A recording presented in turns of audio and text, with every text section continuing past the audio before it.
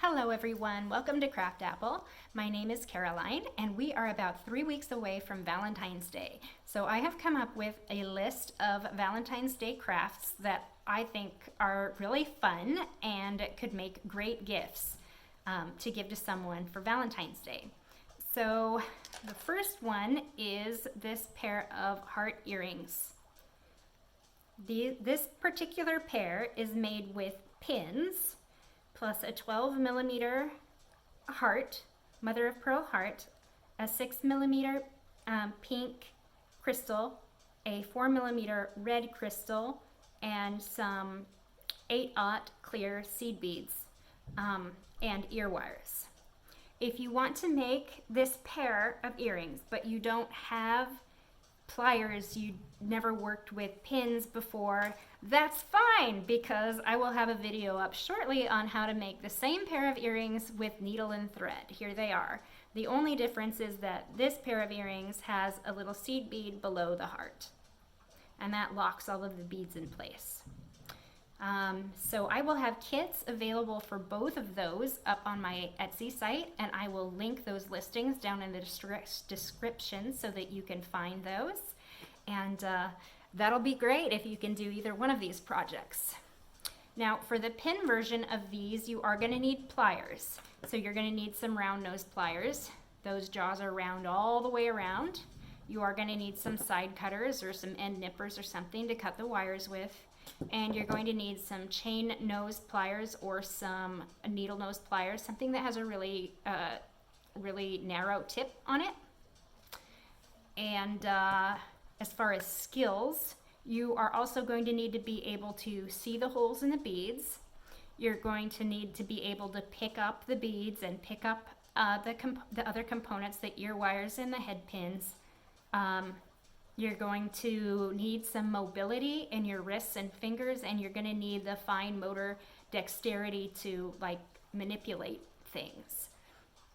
So if you think that you have all of those things, then there is no reason why you can't do this project. And if your kids have all of those capabilities, there's no reason why they can't do this project either. Just kind of as a rule of thumb, I'd say a child of 10 years old or older could do this. But there are kids out there who are very dexterous and, very motivated to do this kind of stuff. And if that is the case, then there's no reason why they shouldn't be able to do this project either. Alrighty, so that about covers all of the things that you're going to need and the supplies. And I am going to go ahead and turn my camera down so it's facing my work, and we're going to get going on this. All right, everyone, I am back with you. My camera's all turned around and we're ready to go. I have all of the supplies I'm going to need for these sitting down here in this tray. I've got my two 12mm mother of pearl heart beads, my two pink 6mm beads, and my two red 4mm beads, as well as my two head pins, my two ear wires, and 6 8/0 seed beads. I am probably also going to scoot this out of the way so that my camera can focus on my hands and what we're doing up high. So what we are going to do is thread our beads onto our head pins, and we're going to thread them both and then do both of our loops and then attach them to the ear wires. So I'm going to take my pin, and notice that on the bottom of the pin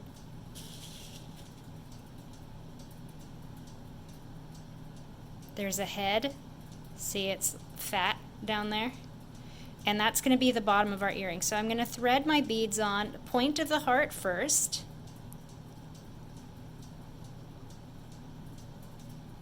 and then my 6mm pink bead, then my 4mm red bead, and my 3 8/0 seed beads. 1, 2, 3.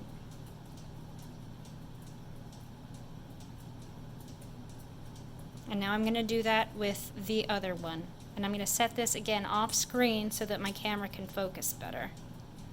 So here I have my other head pin, and I'm going to put on my other heart bead point first. If you've never strung beads before, you're going to want to hold this bead so that nothing is obstructing the hole, nothing is blocking the hole. So it's all just a matter of, I see the hole, I poke my thing in with nothing obstructing that hole, nothing blocking the hole, the pin just slides right through. And with these round beads, like this pink one, I'm going to hold it so that the hole in the bead is going north-south through my fingers like this, or east-west through my forefinger and thumb like this. It's going like this. So the hole is parallel to my fingers. And then I can slip my pin in there. Of course I have to look. See the hole. The hole is right there, though the camera doesn't want to focus on it.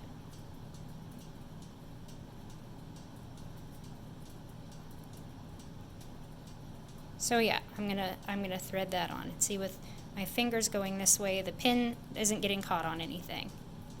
Okay, now I'm gonna put on my red bead the same way. I'm gonna hold it in my fingers so that nothing is blocking that hole.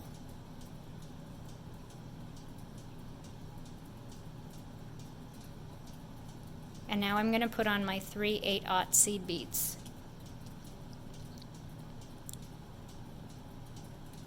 One, two,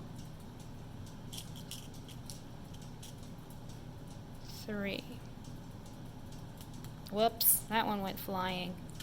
I'm gonna steal a seed bead. Oh, I found it. There it is. There we go. And I'm gonna set that down. All right, if you've got a ruler handy, you can grab that, and it'll help you out here in a second. So there's mine. And at this point, you're gonna want to grab your chain nose or needle nose pliers, and you're gonna pick up your earring, and we're gonna place it in our hands. I'm right-handed, so I'm gonna hold this with my left hand, and I am going to find whichever finger it's gonna work best. Okay, so because of the height of this earring, it's easiest for me to hold it with the pin, the head of the pin, sitting against my ring finger.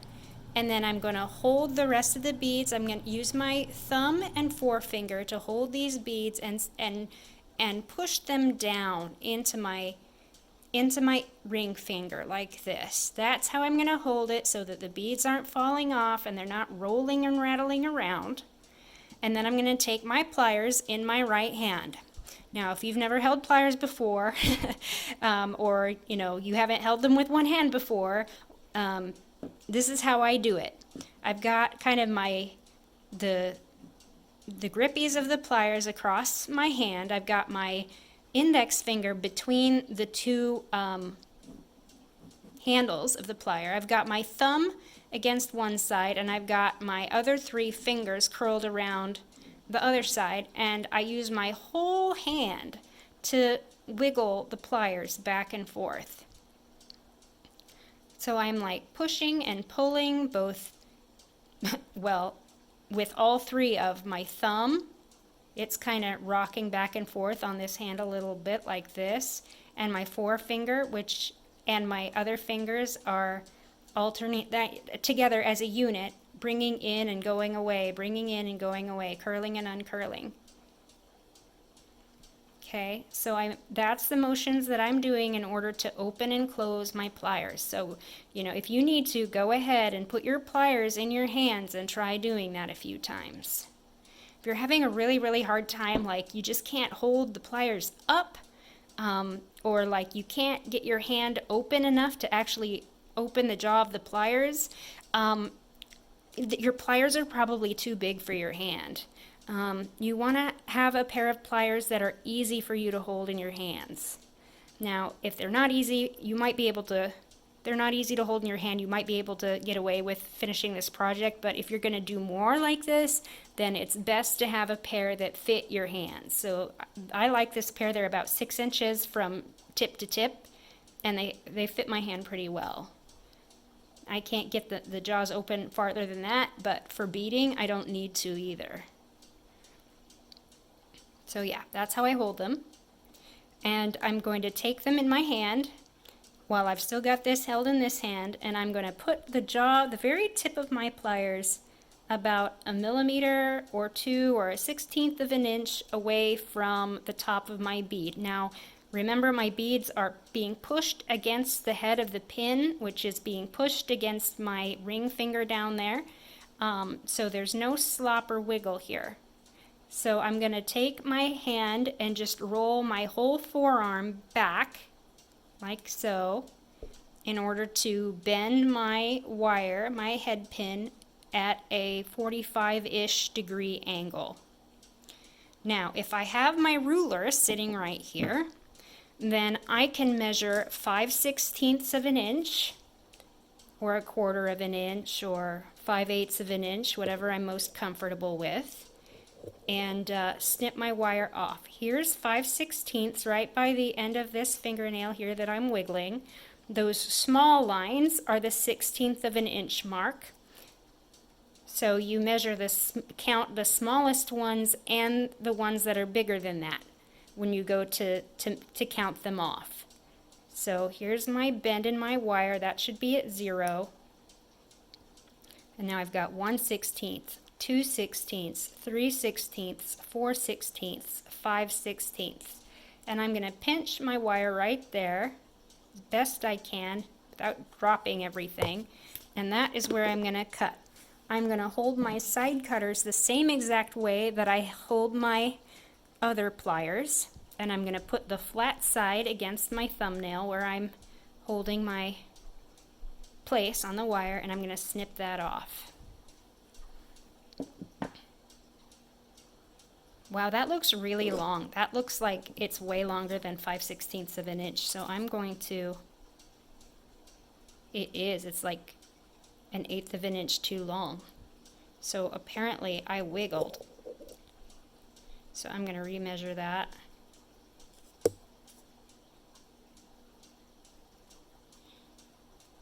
I think my beads are just pushing. So this time I clamped it with my forefingernail, and now I'm going to go back in and kind of meet my forefingernail there and snip the rest of that off.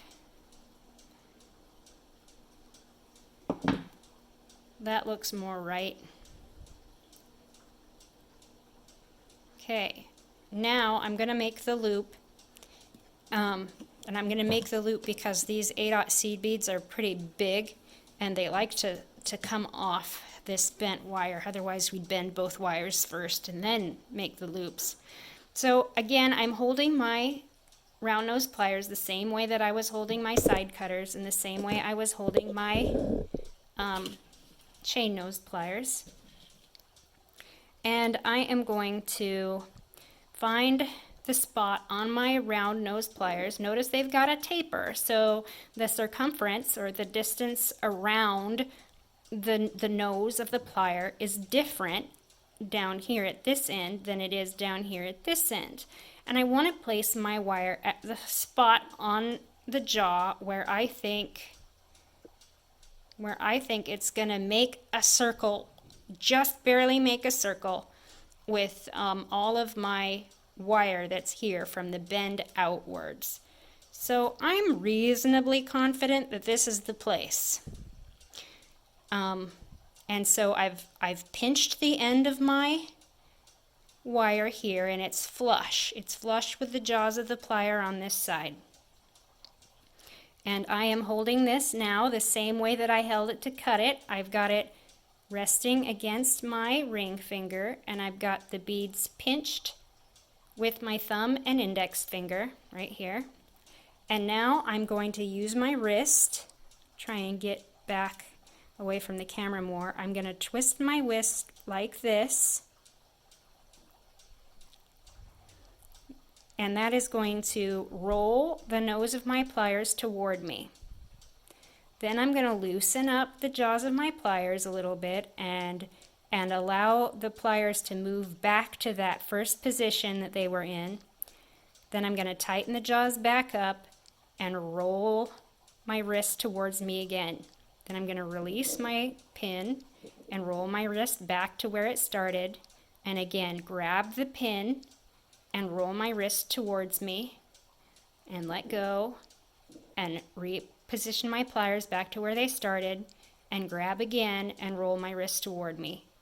Now, I ought to be just about back, not quite. And it looks like I chose too big of a spot, but we'll try one more roll. I'm going to try one more wrist roll. And now let's take a look. It was a little bit big. I've got some beads coming up this way. So what I'm going to do is I'm going to take my needle nose pliers, or my round nose pliers, and I'm going to find a slightly smaller spot on it, and I'm just going to, make some fine adjustments. I'm going to pull it back a little bit. Now my ring isn't totally symmetrical, but nobody cares. So now that my loop is closed, you can see it's closed there, and it's right up snug against the top of the beads because of the way that we held that. I am going to put the ring in the jaws of my pliers like this, and see, it's not quite like, I guess it's really close to being square. But if it wasn't square, at this point I would grab that ring and put the edge of the ring, the bottom edge, at the edge of my jaw of my pliers, and then I'd wiggle this back and forth whatever way I needed to make this coming out straight from the jaws of my pliers. The math term for that is perpendicular. I want it perfectly perpendicular to the jaws of my pliers. Okay, now I'm going to do that same thing on my other earring. So here I have it in my hand, and I'm resting the bottom of the pin on my middle finger, and I'm grabbing middle finger, not the middle finger. I'm doing it against my ring finger because there's not enough. This is really awkward for me to do. It's hurting my knuckles. So I'm going to rest it on the next finger down so that I have more space. And then I'm going to grab the seed beads between my thumb and forefinger, grab those snugly and push them down against the other beads, which is pushing down against my finger. So nothing is moving, nothing is wiggling here. I can shake this upside down, nothing happens. Then I'm going to grab my needle nose or chain nose pliers, and I'm going to grab the head pin above that top bead about a 1/16 of an inch away, or about 2 millimeters-ish. And I've got my pliers held in my hands the same way I had them before, and I'm just going to roll my wrist away, like so, until I've got about a 45-degree angle down there. And that looks about 45 degrees to me. Then if I've got a ruler handy, I'm going to measure about 5/16 of an inch from the bend in my wire.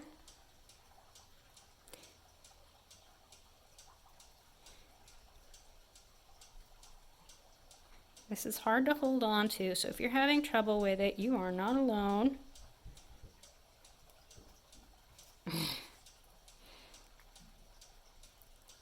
I should have maybe got some more robust, thicker gauge of head pins.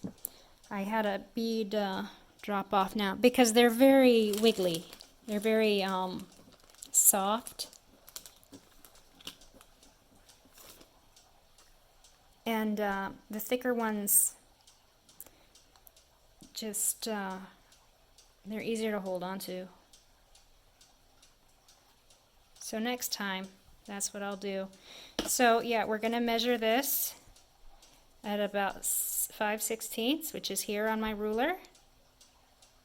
It's the little marks plus any big marks that happen to be between them. So 1, 2, 3, 4, 5/16 is right there. So if I can, I'm going to put my thumbnail right there while I'm wrenching that off. And then I'm going to take my side cutters. I'm holding them the exact same way as I was holding my chain nose pliers. And I'm going to put the flat edge against my thumbnail and snip off that end and take a look at it. That one looks a little bit long. I'm going to measure it again. Yeah, it's again about 1/8 of an inch too long. So I'm going to do like this and measure 1/8 that way and then snip it. Okay. So if you don't have a ruler at home, you can just kind of eyeball it if you want to. Or you can see that this is about the width of my finger, the fingernail, where the fingernail comes away from my skin right here. So that can be kind of a benchmark for you if you have small fingers. Find a spot on your body where that length matches up, and then use that as your measuring guide. So now I'm going to roll my loop.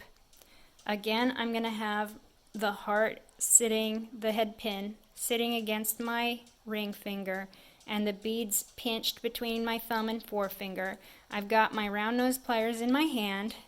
I'm going to find the place on my pliers where I think I'm going to get just all the way around and barely.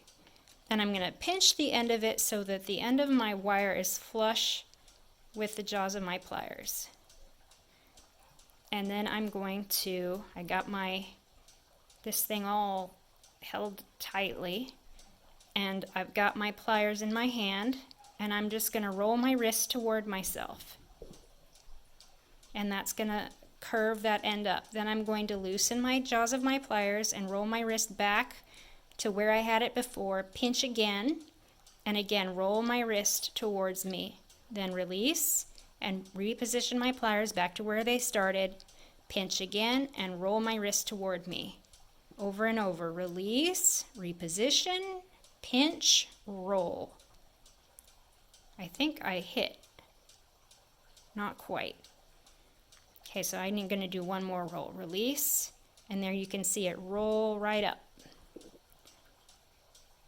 Actually, it's rolling into this bead, so I'm going to have to take a smaller part of my pliers and just kind of curl it where it ought to be. That looks pretty good. So if it's funky looking, I can stick it in, or sideways making, I can stick it in my flat nose, my chain nose or needle nose pliers there, and kind of straighten it out to my satisfaction. And now we're ready to put those on our ear wires. So on these particular ear wires, the open side is this side, the side facing this hook here. So I've got my thumb and forefinger grabbing the top of the ear wire, and I'm using my chain nose pliers to grab. I've got my hand and everything positioned the same way I had before, and I am going to, instead of tilting my wrist like this time I'm going to open up. So I'm using my wrist to bend this up. So now you can see that I have, instead of opening a wide gap between those two by moving this way, I've lifted it up out of plane with the rest of the circle. So when I turn it sideways, I can see the gap. I'm going to slip the loop from one of my earrings onto there. And now I'm going to do the same thing with my pliers in reverse. I've still got my ear wire between my thumb and forefinger, and I've secured my earring by tucking it between my first finger and the rest of my fingers and curling the rest of my fingers around there so that it doesn't slip off. So I'm going to grab this edge with my needle nose pliers, and I'm going to bend it down now. And I'm going to bend it a little bit farther than the wire. And it'll bounce back a little tiny bit and end up with it perfectly aligned. So there's one. Now we're going to do the same thing for the other one. I'm going to take my ear wire and I'm going to pinch it between my thumb and forefinger like so. I'm going to grab this portion of the ring, which is the open side, and I'm going to bring my wrist like this in order to open that up. I'm not going to open it up to make the circle bigger to open it up. I'm going to open it up by lifting the side out of plane. So then when I turn it sideways, I can see that it's open. And I'm going to take my other earring and slide that on. And again, I'm going to pinch it between, whoops, I'm going to pinch it between my fingers in order to keep it from falling off while I'm working on my wire. So now I'm going to grab that wire again, the open part of my loop, and I'm going to push it down now, and I'm going to push it past, a little tiny bit past the post of the metal of the ear hook, and then allow it to spring back perfectly into alignment. And there you have it. Now you have your pair of earrings.